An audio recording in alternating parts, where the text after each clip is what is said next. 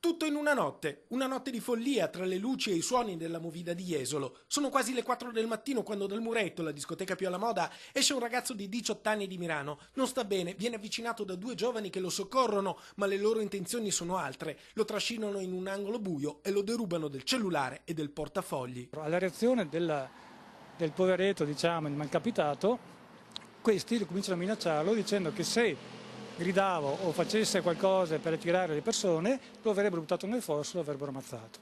La musica, le luci, i suoni si mischiano in un cocktail stordente. Jesolo vive, ma tra le pieghe della notte sta per esplodere la follia. I due aggressori fuggono. Sono ventenni di Mogliano Veneto, di origine tunisina. Il più giovane ha precedenti per furto, ma il boss è il più grande. 26 anni e un curriculum criminale di tutto rispetto. In passato è stato arrestato per rapina aggravata e lesioni personali gravi. A Jesolo torna a colpire e lo fa davanti agli occhi della fidanzata, una ventenne trevigiana. I ragazzi sono venuti a Jesolo a divertirsi, mentre c'è gente che a Jesolo ci viene per delinquere.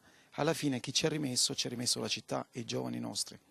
I due tunisini e la ragazzina dopo la rapina salgono su un pullman, vogliono andare a Marghera ma l'autista li blocca, la corriera è già stata noleggiata. Arriva da Piove di Sacco, ha portato 50 giovani padovani a Jesolo. A bordo sono rientrati già 20 ragazzi, ma i delinquenti non si arrendono. Stordiscono un passeggero con una bottigliata sul viso, poi con i cocci di vetro minacciano l'autista. Sequestrano la comitiva, rubano zaini, felpe, giubbotti. Il bus parte, il conducente li convince a scendere all'altezza del McDonald's.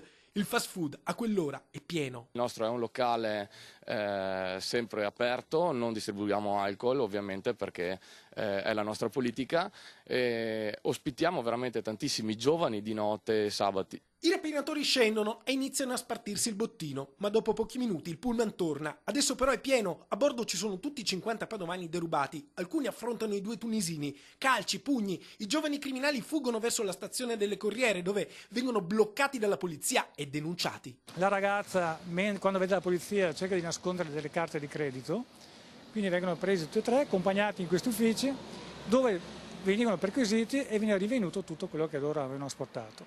Le voci, gli urli, la violenza sfumano all'alba. Jesolo si addormenta. Luce e musica si spengono, resta solo il silenzio. Un silenzio assordante che inghiotte le ultime tracce di una notte folle e feroce.